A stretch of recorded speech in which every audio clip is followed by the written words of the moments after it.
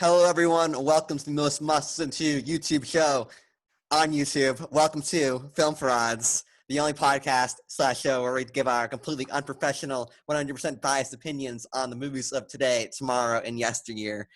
My name is Matt. Joining me, as always, is Tyler and Mark, and we are doing a very special episode, a part of our new Director's Choice series where we highlight specific directors that we like, and we talk about them. So, Mark, who and what are we talking about today? I'll give you a hint. Does that in the movie? Okay. Okay. That was the worst hint ever. I wasn't sure when that bit was over. I chose Paul Thomas Anderson as the choice for this director series, and I have chosen the sophomore film from P.T. Anderson himself, Boogie Nights. So sophomore slump? No. No, very much so. No. So Boogie Nights takes place in 1977, and it follows Eddie Adams, played by Mark Wahlberg. And at the start of the movie, Mark's all charismaing me now.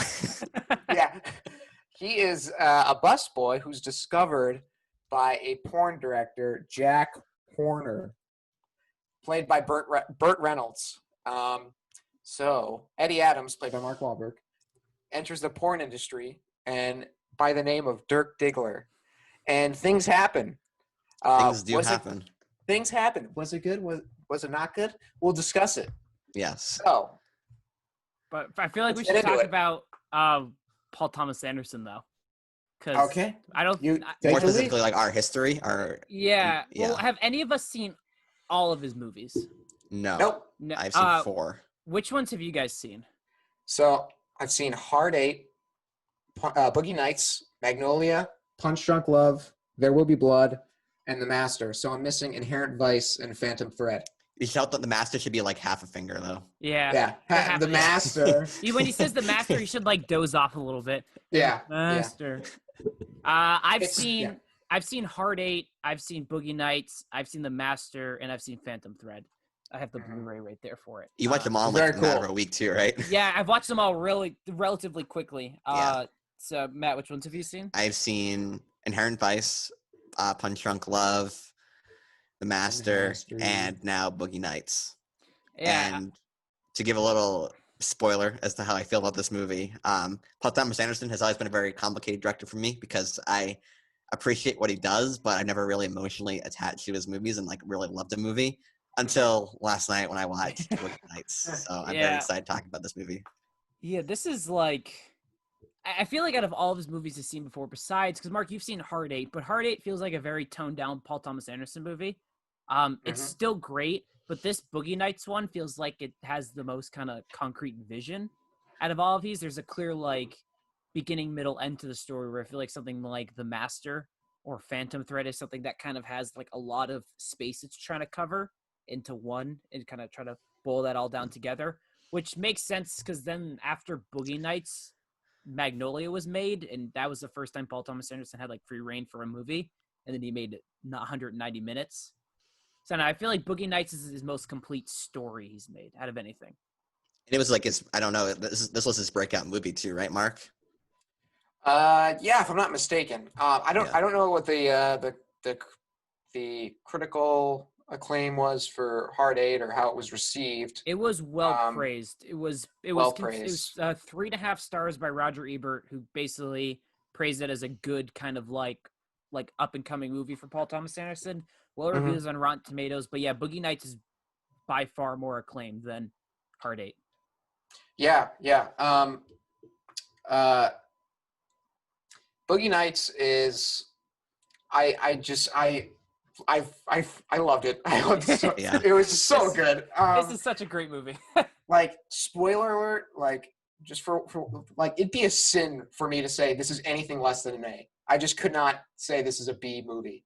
Yeah. I don't think it's like, it's like a high A. I think it's like a, I don't think it's like perfect. I have some things that I have some gripes with it, but still, I just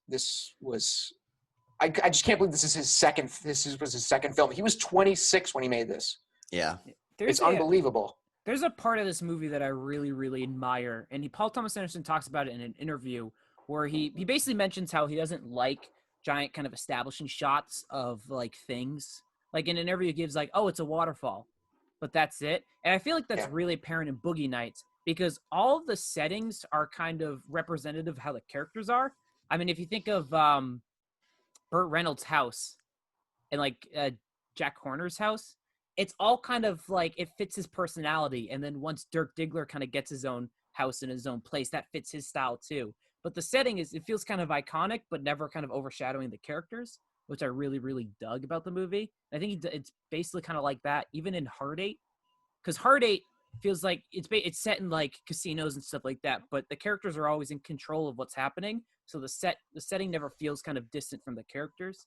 And that was like one of the first few things that stood out. I was like, oh my God, that makes sense. And that makes sense. And it's great. I love this movie so much.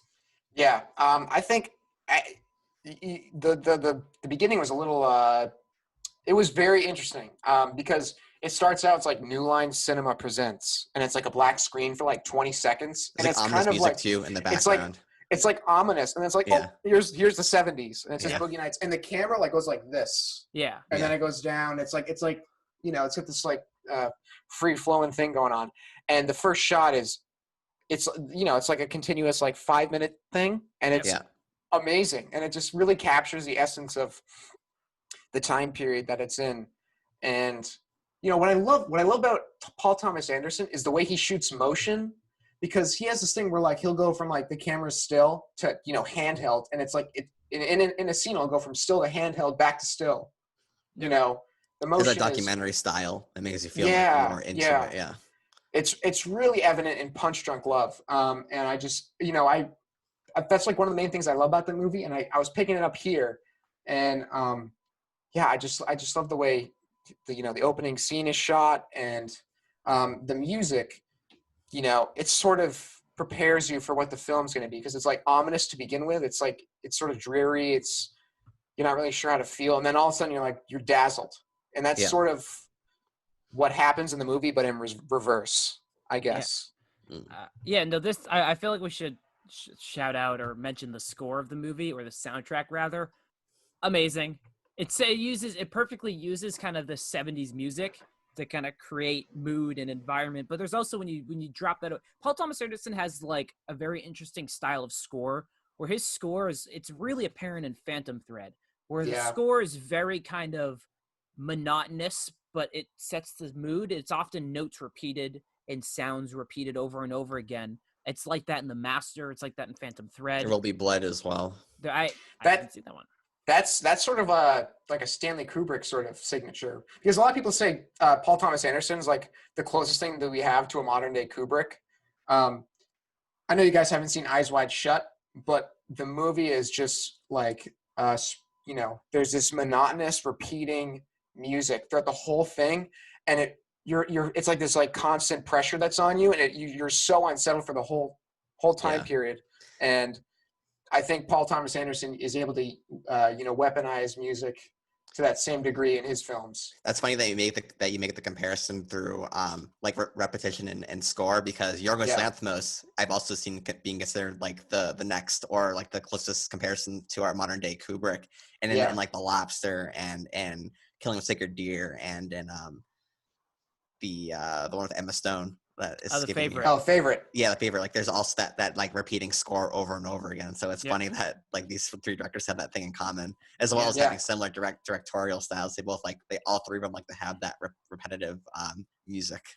This one though, like I feel like a very distinct difference between those in Paul Thomas Anderson is Paul Thomas Anderson's focus on characters and actors. He said in an interview that he has the very kind of, because his movies are very well written, but he says that he often will kind of let characters improvise, and kind of there's that kind of improvisation. Give room for the actors. Daniel Day-Lewis in Phantom Thread has a scene where Paul Thomas Anderson states that like that's one of the best lines in the movie, and I didn't write it, because he lets kind of the characters take the actions and the dialogues themselves, and it often creates kind of this really genuine feeling with the dialogue and characters. They feel like real people, and they feel like established people in the world, which is really hard to do, Because oftentimes movies, you just feel like you're getting a glimpse of one area. Or Paul Thomas Anderson movies, you feel like you're getting kind of introduced to a new world.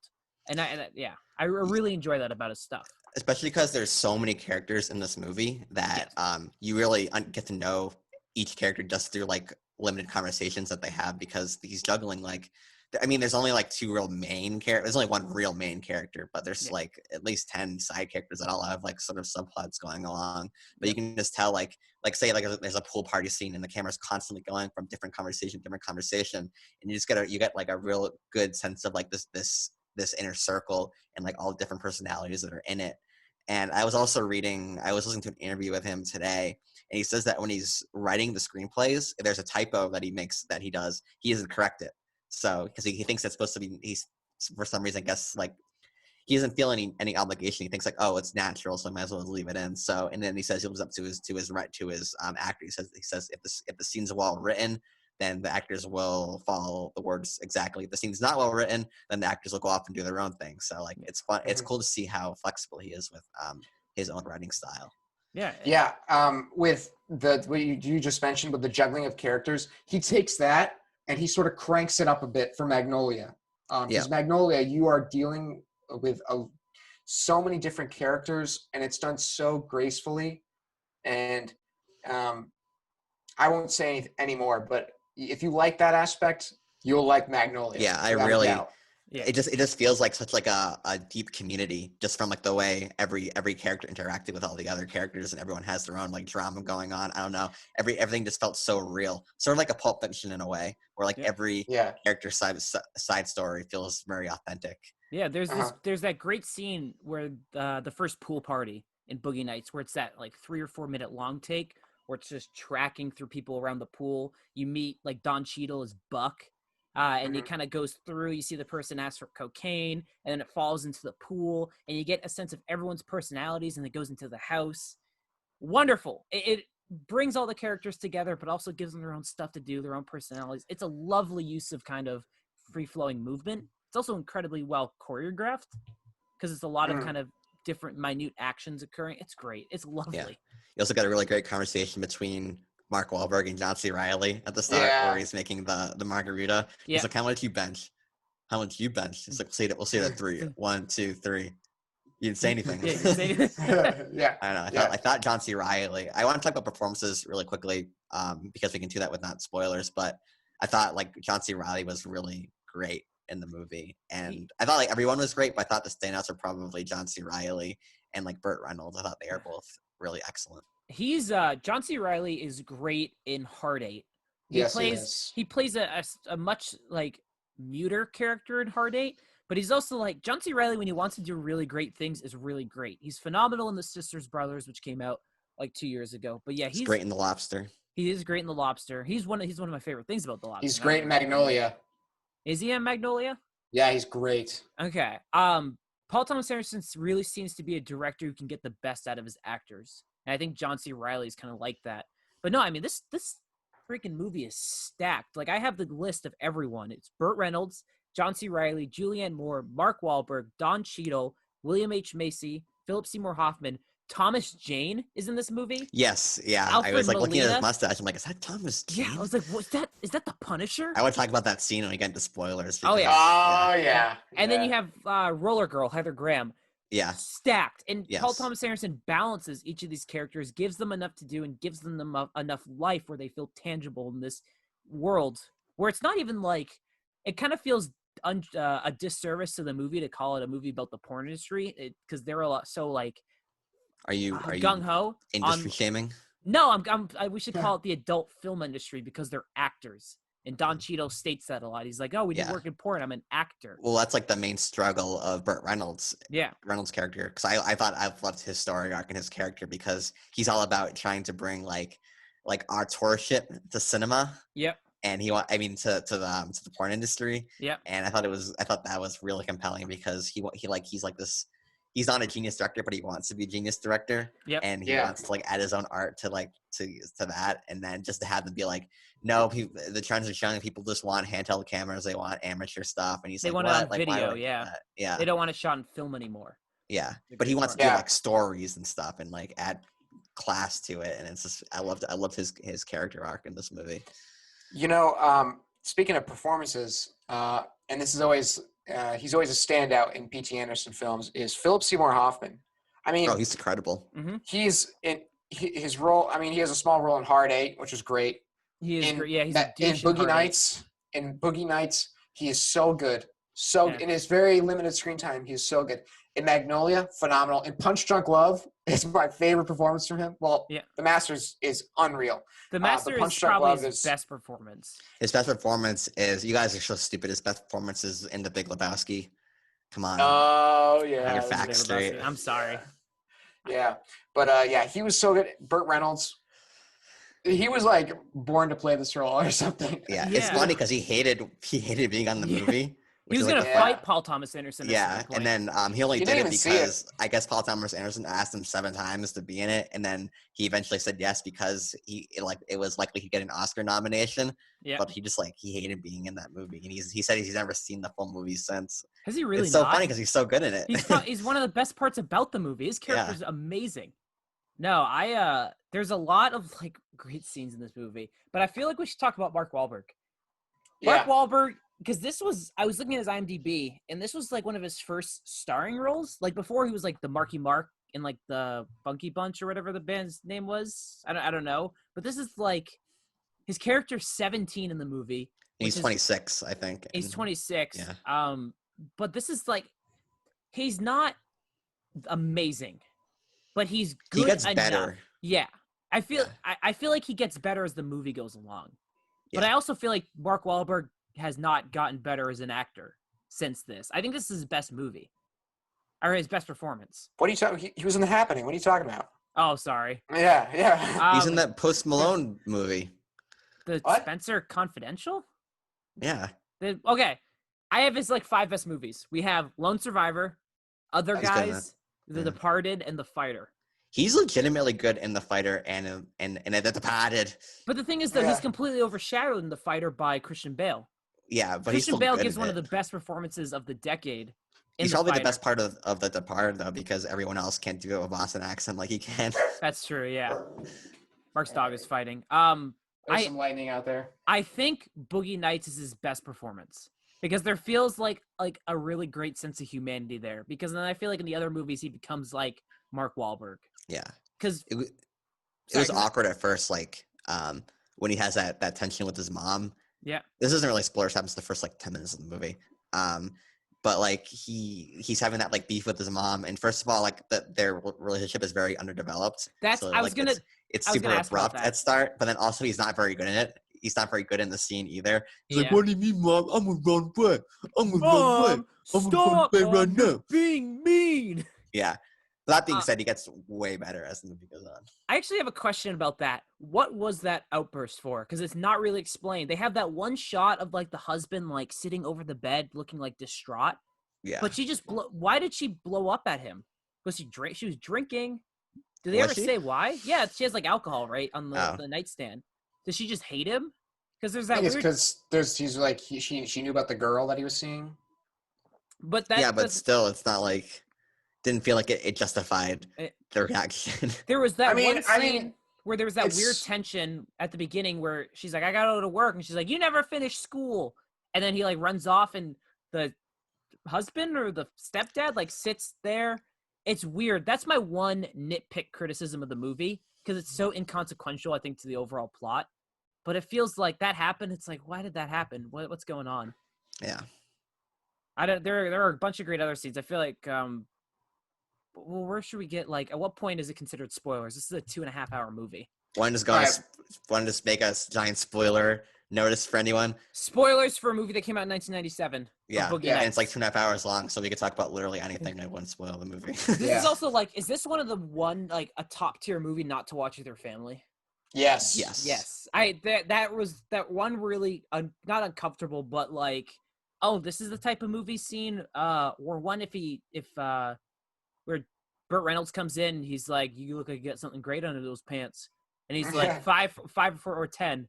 He's like, what? He's like, 5 to show it, 10 for me to watch me jack off. You're like, whoa! And then when him and Roller Girl have sex, and she just takes off her clothes, and you're just like, oh, okay. In front of Burt Reynolds. Yeah, and you're He's just like, watching. Yeah, and you're like, whoa, you're like, okay. And you kind of like look around, you're like, is no one watching this with me? And the Julianne Moore scene too. Was Rollerblade Girl like actually Burt Reynolds' character's daughter, or was it like sort of like an adopted daughter? Like a adopted thing. Yeah. Okay, yeah.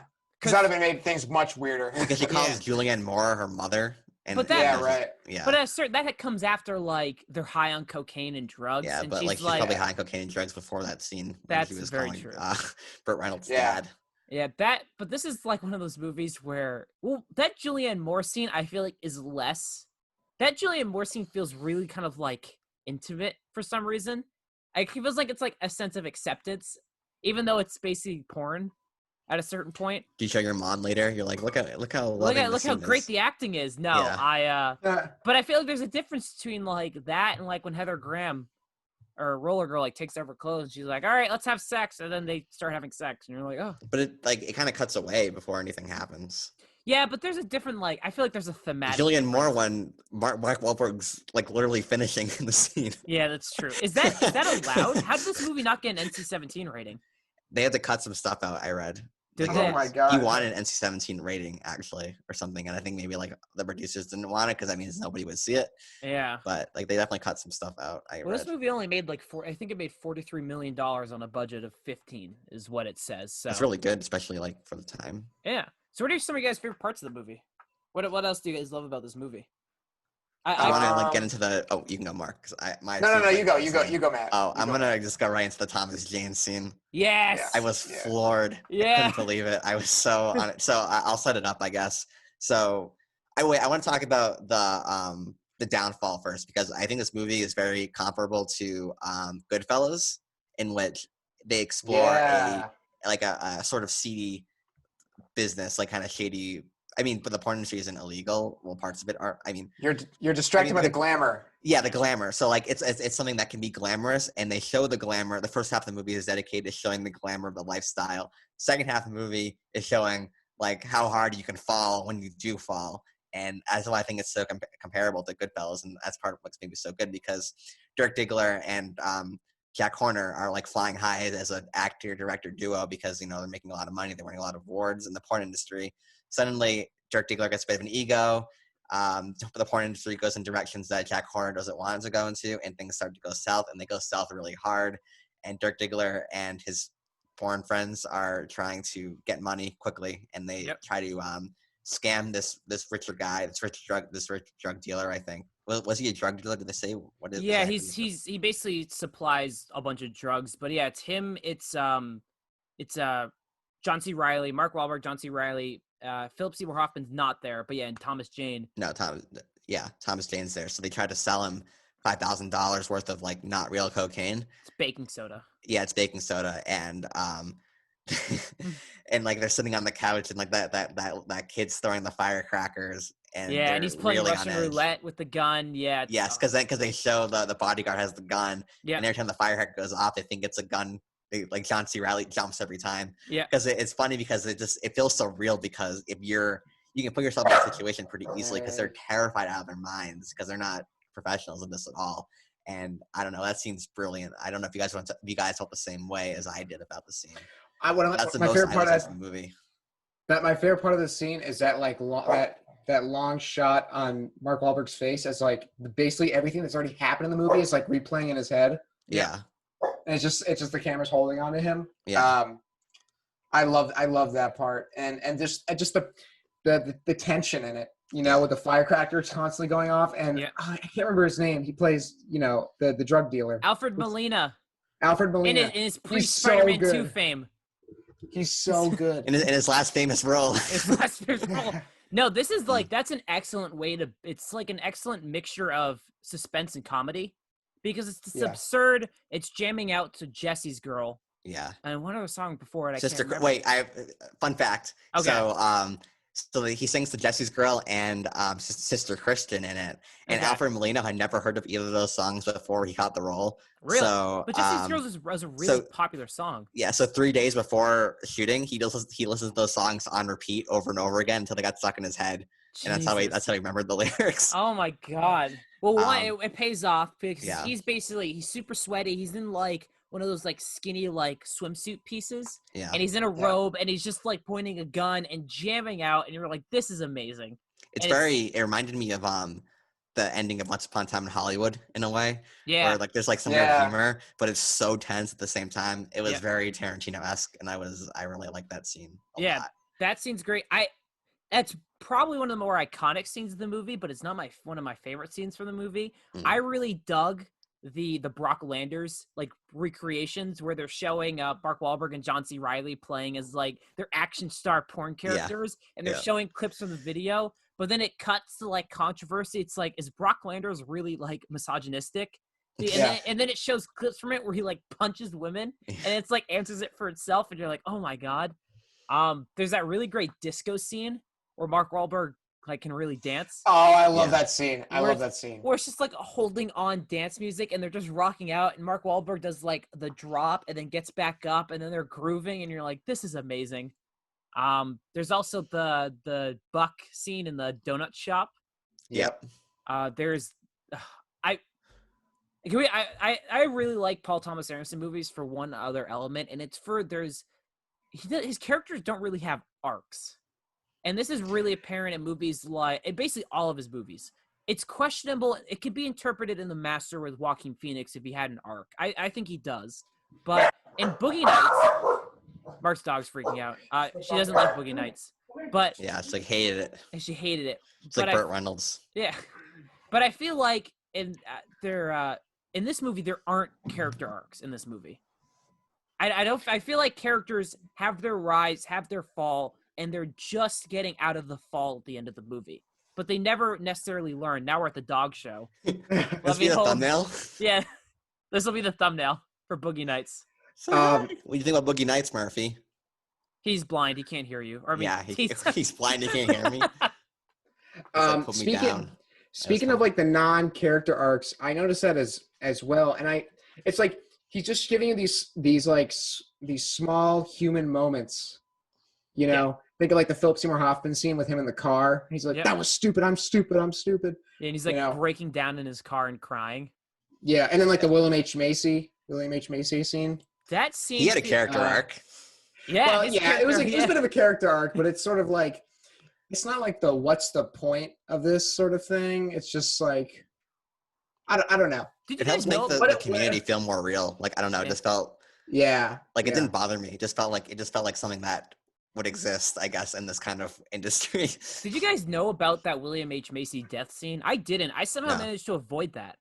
Is that a big spoiler? I didn't know about it. I think it's a big scene because I was looking at it after. That's like a majorly kind of like, because this movie has like, it has 3 accounts of like really graphic violence. Yeah. That William H. Macy one is one. Then you have Mark Wahlberg and his beating, where he gets beat by the people who, the homophobic like guys who basically pick him up. Yeah, the gang. And then where Roller Girl basically like kicks that dude's skull in, sort of. Yeah. Like really graphic violence.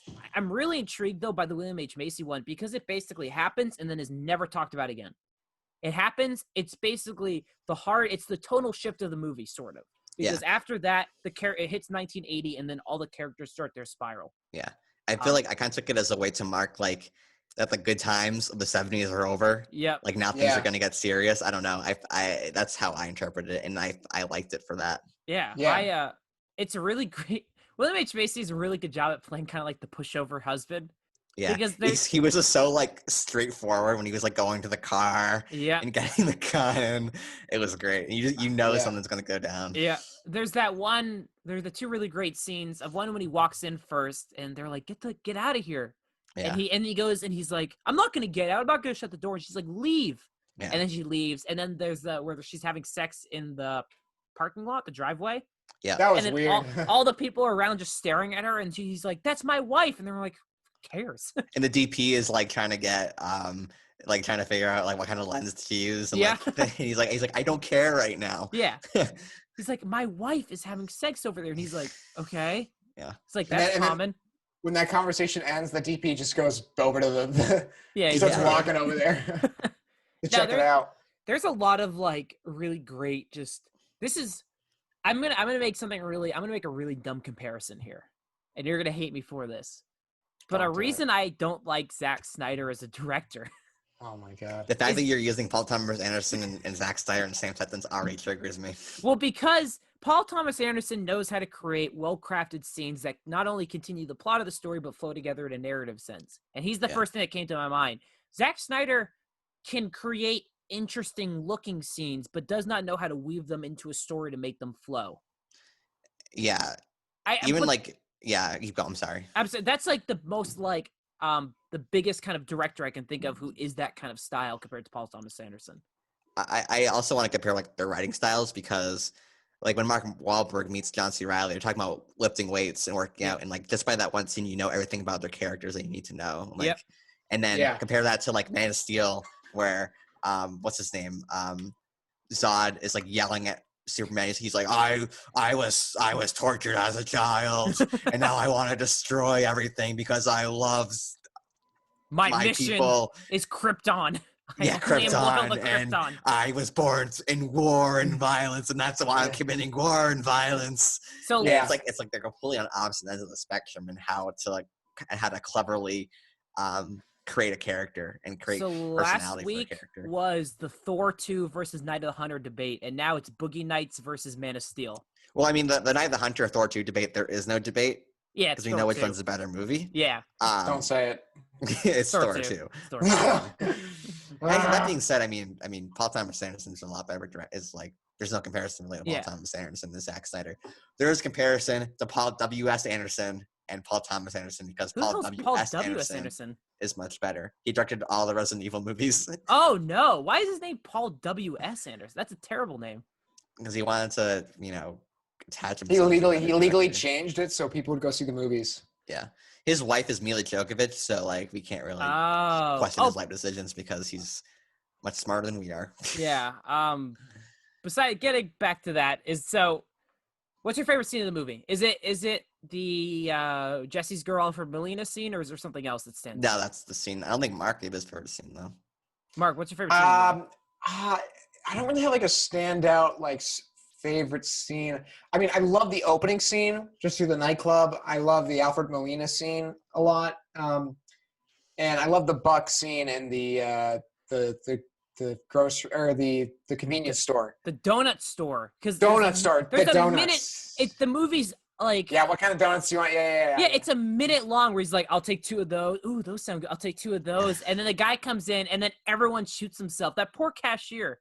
It's great because the guy like slowly, like he puts down the magazine and it's like defending your country, like at something, and you're like, oh, and he's wearing like the trucker uniform and he pulls out a gun and it's just great. And then Don Cheadle's just standing there covered in blood, sees the money, and it cuts to him being like, come down to Buck's radio store, and he's like dancing, and you're like, oh, this is the best. Yeah. This is random, but like I popped so hard when I saw that Philip Seymour Hoffman was recording the birth. Yeah. I was so happy. I was like, yeah, Philip He's Seymour made Hoffman. it. I don't know. It just seems so fitting of his character. I don't know. I just thought that was so funny that he stayed friends with him. Yeah. I'll be one of my favorite parts of this movie too is Dirk Diggler is the constant like mysticism around Dirk Diggler's dick. And the final scene. In the final scene, well, the thing is like so many times throughout the movie, it's one of those things where a lot of directors will build kind of like this. It's like a Chekhov's gun, but over and over again. It's building that tension, but it's with a penis, and it's amazing because anytime he pulls it out. Tyler paused it. No, I didn't. And then 5 minutes later, he pressed play. I didn't. We don't know what happened during those 5 minutes. It's a prosthetic that Mark Wahlberg kept. Yeah. But no, it's like anytime. And now like, Tyler's gonna try to steal. No, I won't. He's gonna buy it. He's gonna buy it at auction. Do you remember? Have you guys ever seen Ted 2? Yes. Do you remember long that time scene ago. where they try to steal Tom Brady's sperm for the the teddy bear. That's gonna be me, but with the prosthetic for Mark Wahlberg. I gotta get it. Ted 2's not a bad movie. Yes, it is. Shut up. But as I say, it's like every time he like pulls it out, everyone's like, "Can I see it?" And he's like, "Yeah, sure." And then it always like cuts to the person. Wait, can you do that again? That was a good Mark Wahlberg Like, yeah, impression. sure. I don't know. I can't do it now. It's got to come to me. Yeah. Have you seen the Andy Samberg SNL skit where he does the Mark Wahlberg? I have not. On the farm, he's like, "Hey, chicken, what are you doing over here? You want to fight? What's this chicken looking at?" It was pretty funny. It was one time Andy Samberg was funny. No, Andy Samberg's funny in Brooklyn Nine-Nine, but we don't have to talk about that right now. But yeah, anytime going back to the mystery penis scene where it's basically like anytime he pulls it out, like in the first like sex scene where Julianne Moore's like, "Can I see it?" And he like takes it out, but you don't see it. You see everyone's reaction where they kind of like lean over and like stare at it in awe. Yeah. And then where the finance guy, who turns out to be a child predator in the movie, where he's like, "Can I see it?" And it cuts to him, and you finally like, there's little shots where Mark Wahlberg's just wearing underwear, and you see the outline, and it's like, this is like really weird, like suspense or like intrigue, but I'm all for it. Yeah, I don't know. That was a part that like every time it happened, I was like, man, I love this movie. Like, this is just the best. Mm-hmm. Well, I'm glad that you've. That was the catalyst that made Tyler realize. I was like, "Oh, Paul Thomas Anderson knows what he's talking about." Paul Thomas Anderson is like very slightly like homoerotic in his movies, and I'm all for that. Like, it's nice that like because a lot of movies is just women that are sexualized. It's nice, to have a movie where like the men kind of get it a little bit as well. Well, there's this scene at the beginning with in The Master where they're all on the beach and it's like all the Navy men and they're all like stuff like that. You're like, this is interesting. And there's like odd sexual tension between Joaquin Phoenix and Philip Seymour Hoffman in The Master. It's really kind of interesting. It's kind of cool. And then like Phantom Thread's a little intriguing because his character's like ambiguous and stuff like that. I'm not spoiling it. That's not a big part of the movie, but yeah. I don't know. I was there's just a lot to love about this movie. Julianne Moore got nominated for Best Supporting Actress. Burt Reynolds got nominated for Best Supporting Actor, I think. Yep, and it got nominated for Best Original Screenplay. It lost in all of them. Who do you think beat out Burt Reynolds? Wait, what year was it? 97. Lieutenant Dan from Forrest Gump. No, that's 94. 3, 4, 93. 97. It's one of the greatest movies ever made. Titanic, right? No, God no. Titanic won Best Picture. No, 94. It's Robin Williams. Yeah, for Good Will Hunting. Yeah, right. Which is one of those things where it's like, man, Burt Reynolds should have won, but then you look at who won and you're like, no, I'm okay with Makes sense. winning. Okay.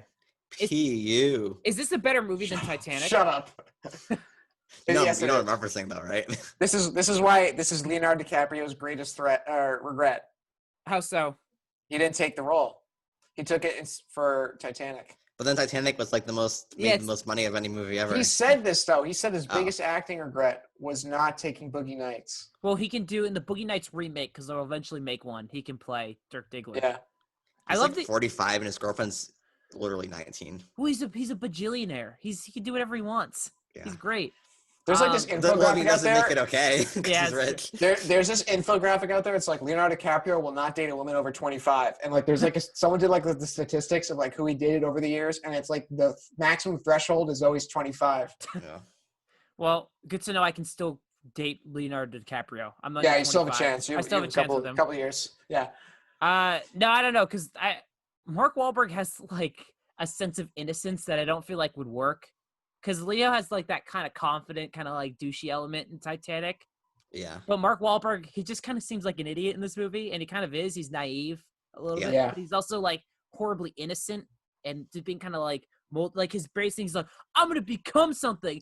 I have special talents that you don't know about. Yeah, he does. Can we talk about him recording the song? Yes. Oh yeah. I was laughing so hard. That was hilarious. He's like, oh, maybe we should like bring down the tempo a little bit because it's really drowning out my singing. And his singing is just terrible. And the guy's like, I'm pretty sure it's all level. He's like, no, let's bring it down a little bit more. Yeah. No, Mark Wahlberg has a bunch of great. I love when he's like in the mirror, like practicing karate moves and doing stuff like that. And then you cut to the Brock Landers, and he's like finally doing his moves. He's doing the kicks, and you're like, yes, he's doing it. No, I feel like Mark Wahlberg is very right for this role at the time. Yeah, he's just so innocent. Yeah. He's just so like humble, but he's also 17 when he first gets into porn. I'm just throwing that out there. Which is It's funny because like Mark Wahlberg looks like he looks a little old, I would say, but because he's playing a character that's like 10 years older than the actual actor was at the time. But like compare that to what's his name from Dune, and it's just like oh my god, it's like he's like I'm a boy at 15, and he has like this obvious like fake wig on. It's like you're like 30, dude. Yeah. You're older than your mom actress in the movie right now. Yeah, exactly. What'd you guys? You're older than Duke Leto, so come on. We know what's going on. What did you guys think of like the downfall of the movie? Or like, well, Loved first, it. Mark, what you said you had complaints at the beginning. You said it wasn't a perfect movie. What issues do you have with it? Willamette Park. There's thunder outside. Okay, we're good. I felt that once 1980 hits, and that in between 1980 hitting and then Dirk Diggler being in the Alfred Molina scene. Yep. That in between, I felt was the weakest part of the movie. My interest sort of feigned a little bit because I was really into it from the get-go, and once the downfall starts, up until that point, I'm sort of reiterating myself, but once you get to the Alfred Molina scene, it really picks back up. But that second act, I didn't feel it was as strong as its counterparts. That's like the one gripe I had. Like once the firecrackers started going off and Alfred Molina's going crazy, I was back in it. So you're saying you're a hack? I'm saying I'm a fraud. Yeah. Film fraud. I kind of agree with you to a certain point. I thought the second act was really strong. My main problem was like the pedophile storyline. Literally goes nowhere. Like it kind of just comes out of nowhere, and then it's not really a big deal. Like I was confused. I feel like there's like a really great element in this movie, and that's why I slightly disagree with that. Is because there's a very jarring realism to the movie where characters. I mean, William H. Macy kills his wife, kills the person he's sleeping with, and himself, and it's never mentioned again. And I feel like there's a very like stark realism to it, where kind of characters have their, and we were talking about this at the beginning, but characters have their own things going on. Buck isn't in the major part of the movie, and we cut to him again, and has a wife who's about to have who has a child, and he's trying to open a stereo business. He's actually on his way to it because he mentioned at the beginning of the movie. But then we have to deal with the repercussions of his kind of actions. But there's that whole 3 years where he basically gets out of the business, gets married, and kind of like improves his life. And it's like this weird, like, characters have their own things going on for better or for worse. And while the child predator stuff may not have a point, I feel like it's tonally and narratively in line with how the rest of the movie's written. Because Mark Wahlberg, I mean, he basically he has the very human element. Because if you think about it, he's 23, 24 by the time the movie ends. Yeah. So he has that very quick rise to fame. It gets to his head. He has the outburst with Burt Reynolds where he's also high on drugs and he can't get it up anymore. Yeah.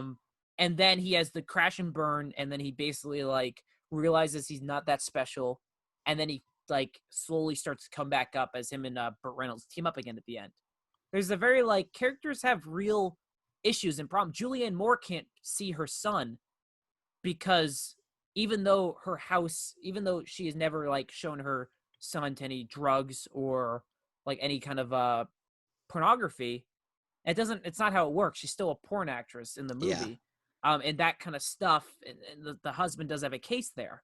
It's very like I'm just going to reiterate myself. It feels tonally and narratively in line with how the rest of the characters are. Yeah, I didn't think it was like jarringly bad. I just think that the difference between the pedophile storyline and every other storyline you mentioned, sub-storyline you mentioned, is that the other ones have build-up that started in the 70s and that carried on to the 80s. Like maybe if I rewatch it, I'd see more hints to the pedophilia, but it just was such a stark addition to the movie, like once the 80s hit that, and then it also didn't really have a payoff to it. So that's what I think differentiates it from the rest of the others. Well, I feel like it's more directly tied to Burt Reynolds' story because Burt Reynolds. I was about to say that. Because that his funding for the film was that guy, the Colonel. True. Yeah. And then because he goes to jail, which we also see him at the end, basically like bloody and everything. So he's clearly like someone's. He's clearly like not the best in jail. So his story doesn't have a tie-up. Is that the proper term for it? I don't know. I didn't know how to put that appropriately. But no, it's basically like his story, I guess, isn't its own separate one, but rather a sub one of Burt Reynolds, who is one of our main characters. So I think, yeah, Mark, I think is going to agree. I think, yeah, I agree with you, Tyler. I think the way I interpret it was like, sort of throughout the movie, you get with Burt Reynolds' character, Jack, you're like kind of like, is this guy a pervert or something? Like, why is he in this business? And then that scene sort of gives you a much better idea of where Jack's moral compass lies, I guess, because he's like, please don't tell me you did what you did. That's like insanely screwed up, and you sort of get a better idea of Jack's position on things, and it sort of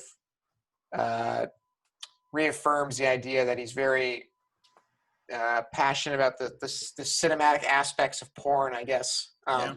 Or he's just worried he's not going to have anyone to fund his movies. He's not just some weird guy who gets off to the films that he makes. Yeah. So that's the way I interpret it. I'm sure there's many different ways you can look at it. Yeah, there's Paul Thomas Anderson. I guess another one of my favorite parts of the movie, because if I haven't cleared this, I haven't seen this enough. I feel like we should talk about our favorite Paul Thomas Anderson movies out of the ones we've seen so far.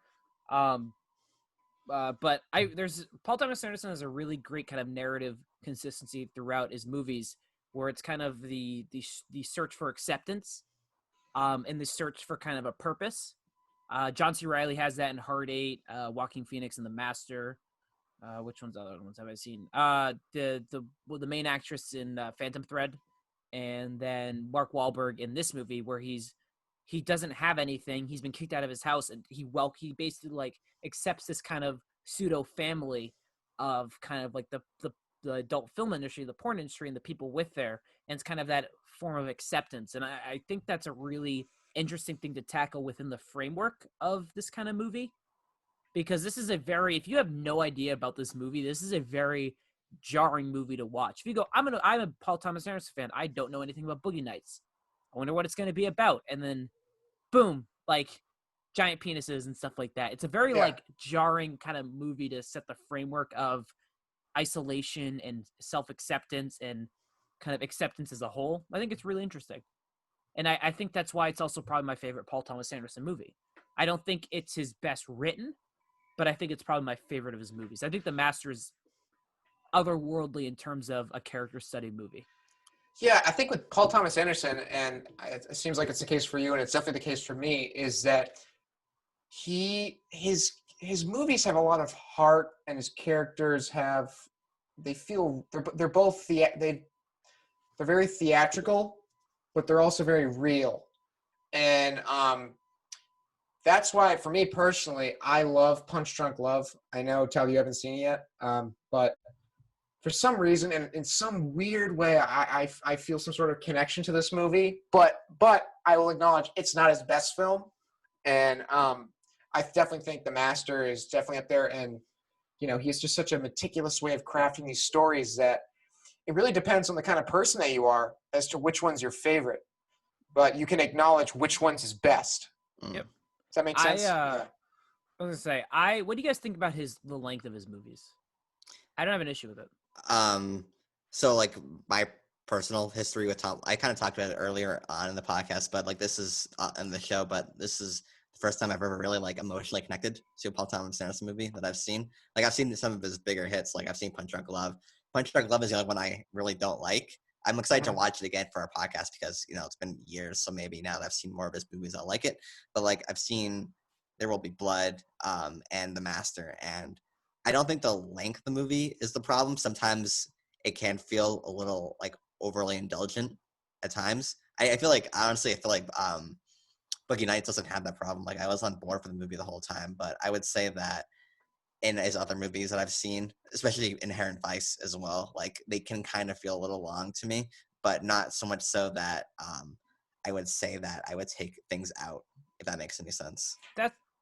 I feel like the only movie I've had an issue with so far, and I think it's more due to the nature of the story and the characters, but I feel like Phantom Thread is the first Paul Thomas Anderson movie I've seen where the length starts to drag. And I think that's a main criticism of my movie. Because again, Boogie Nights, 2.5 hours, it honestly kind of flies by.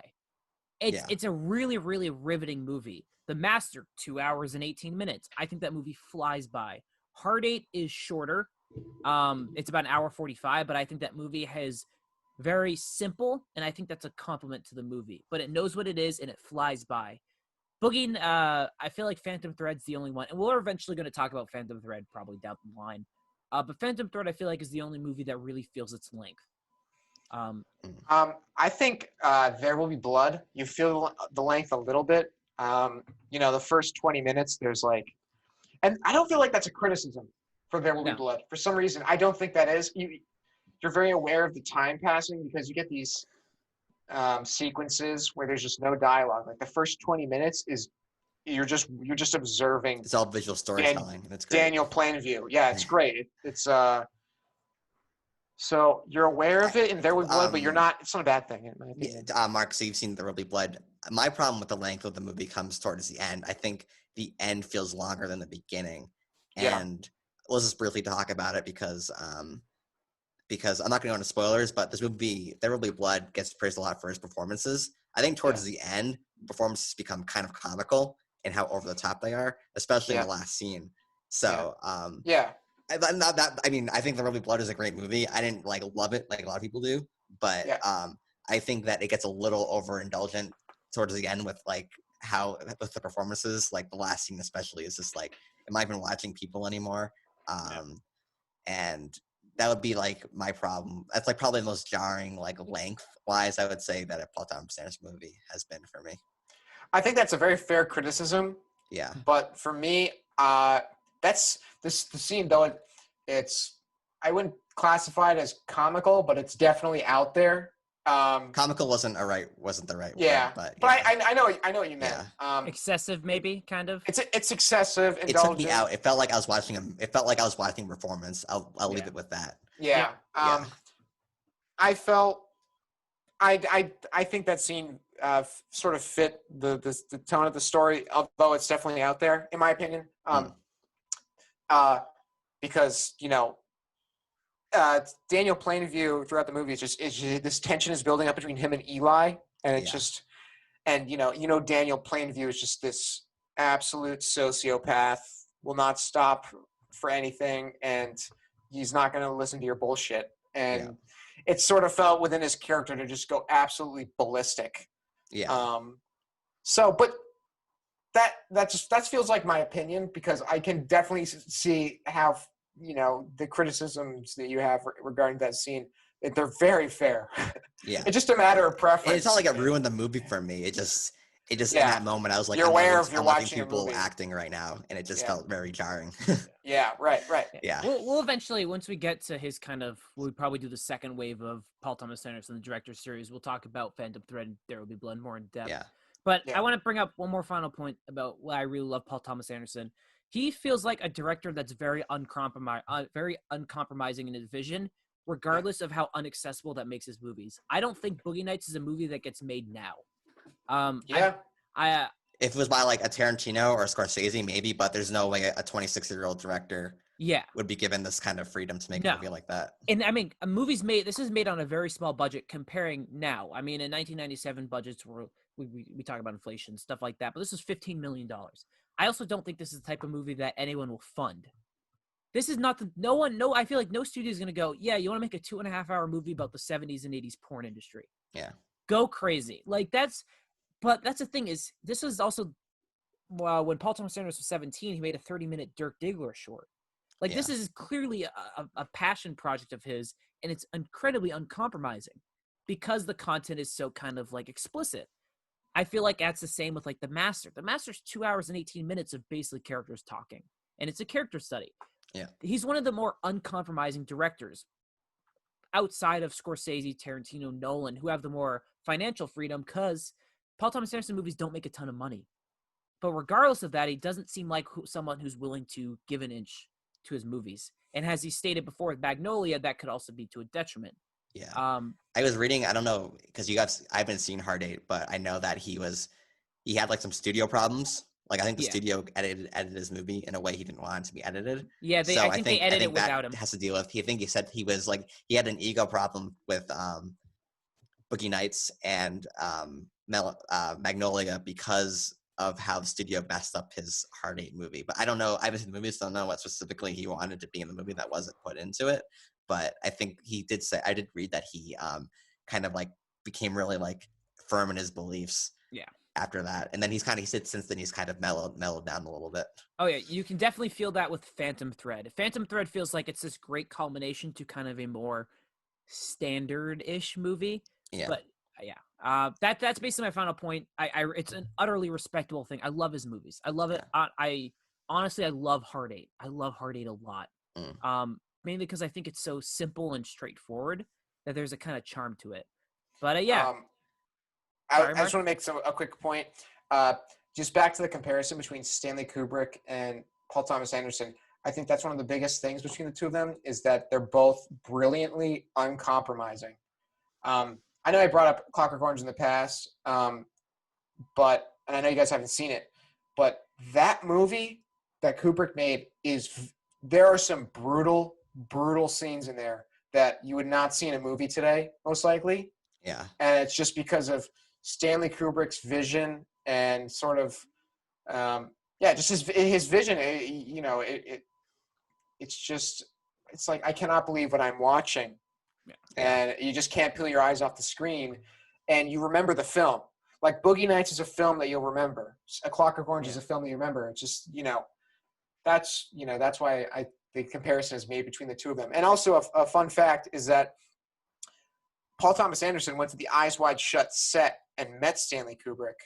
And I think Paul Thomas Anderson said in a interview, he said, Stanley was nice to me when he found out that I directed Boogie Nights, and he was even nicer when he found out that I also wrote it. Yeah. So, yeah. Yeah, do you want to get into? Oh, sorry. Let's real quick. Let's just go back to our Hallmark scenes. Our favorite scene of the movies. Just state it one more time so we know our Hallmark scenes of the movie. So Matt, for me, oh yeah, Mark, you want to go, yeah. Matt, or you know, Mark. Okay. You know, Mark. I'll let you go. Okay. Thank you. The Buck scene in the donut shop, the Russian roulette, Alfred Molina scene. There's so many different ways you can categorize that thing. And then the opening scene. Those are definitely my Hallmark moments. Matt. Yeah. Alfred Molina scene and Mark Wahlberg and John C. Reilly making margaritas together. Yeah.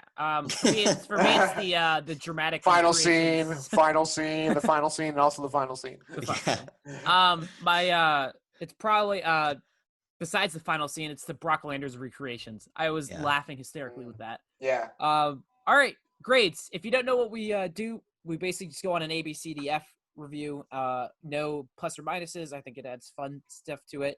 But we also have our own kind of little things where it's the Film Frauds Hall of Fame. Where basically, if we all give a movie an A, we kind of discuss if it deserves to belong in our Hall of Fame section. That's the one we have right now. We don't know if we'll add more or not. We'll figure it out. Mark, give a grade for this movie. A. It's for me. It's like a mid to slightly low A, but it's definitely an A. Okay, Matt. F. Yeah. No, it's an A. This movie is phenomenal. I loved it so much. I recommend it to anyone who likes cinema. Yeah. Don't watch with your parents. Don't watch with your parents. This is a hard A movie. This is a phenomenal masterclass of characters. I love it. Does this deserve to be in our Hall of Fame? Yes. Yeah. Yep. All right. Boogie Nights is our first Film Frauds Hall of Fame movie. We'll have a little playlist on the bottom right. It'll be in our kind of Film Frauds show playlist, but also you can see in our Film Frauds Hall of Fame. We'll try to add more stuff. I put Handmaid in the wrestler there already. So. Oh, sorry. It's our third of. It's the first official with three of us. Yes. And we had two unofficial ones with the Handmaiden and the wrestler. Well, they were official. They were pre-Mark. Yeah, they're pre-Mark era. Yeah, all right. Better era. The golden days. Yeah, the golden days of Film Frauds. Yeah. All right. Next week, or next time we talk is going to be Are we doing what we've been watching? Oh, sorry. We're going to do a special segment of what we've been watching where it's Matt's thoughts on The Last of Us Part 2.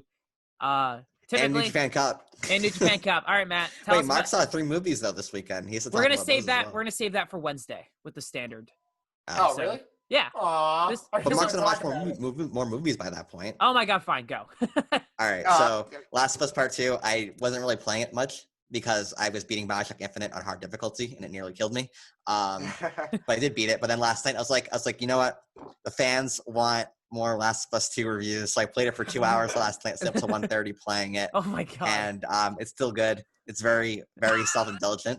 And I'm only like halfway through, I realize, and I'm like, oh man, this is a really long game. But I'm enjoying it so far. And New Japan Cup finals are next week. I'm so excited. Yep. And it's going to be amazing. And I finished Brooklyn Nine-Nine this morning, Wow. actually. Good And job. It's fine. it was good. Yeah, it's like season 6 and 7, those last 2 seasons, you can tell, like, it's not like, it's like with The Office, like seasons 2 through 5 were like really, really good. Then season 6 hits and you just like, you notice like the drop in quality because it's just awkward. And I don't think Brooklyn Nine-Nine is awkward. Like, it's definitely still feels like the show, but they're just really going back to the whole, oh, Jake and Boyle, like Boyle's really dependent on Jake. Yeah. Oh, Captain Holt says wacky things. Yeah. He's, Look at his personality. Terry Crews is strong. Yeah. It's like they're really just going over the same jokes over and over again, and it's kind of getting stale. But I still enjoyed it, I guess. All right, Mark, give me your 3 movies you've been watching. Well, I already mentioned it. It was Hard 8. Yep. I'll talk very, very briefly about it. If it was made by any other director, I'd be like, wow, this is a great standout film in this director's filmography. But in regards to Paul Thomas Anderson, it's like, for me, it's like a B movie. It's like a high B. I wasn't completely enamored by it. But there's still some very good standout moments. And who's Philip Baker Hall? Is that? He's great in the movie. He's great. He's great. Awesome. Same with John C. Reilly. Yeah, Samuel L. Jackson's in the movie. Yeah, it's kind of how did Paul Thomas Anderson do this at like 24? I don't know. It's baffling because that was right around Pulp Fiction time for Samuel L. Jackson. Right. Yeah. That's what he was breaking out. Again? We're not doing that. No. What? We're not letting you do a Samuel L. Jackson impression. You're banned. I wasn't doing it. I was just quoting the movie. Nope, that was an impression. No. It was So, not. yeah.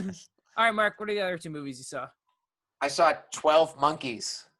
You guys ever seen that one? I have Terry not seen that Gilliam. one. No. That just came on HBO, and I've been meaning to watch it. And it's with Brad Pitt and Bruce Willis. Is he trying in the movie?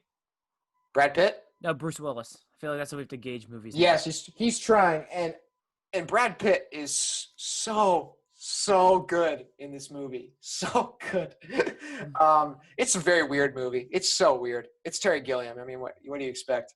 I won't say much other than the fact that I loved it, and you should definitely go see it. What else I watched was Doctor Sleep. Oh, how was it? Oh, yeah, the Mike Flanagan movie? Did you guys watch it? No. I heard it was not bad, though. It's very solid. Okay. Like, I think the first 15 minutes, I was like, holy shit. Like, it was awesome. The story is very solid. Jessica Ferguson is great. Ewan McGregor is phenomenal. And it's great solid story. The first 2 acts are I was really into it, and the third act is very it's both parts climactic and very anticlimactic for some reason, and it takes place.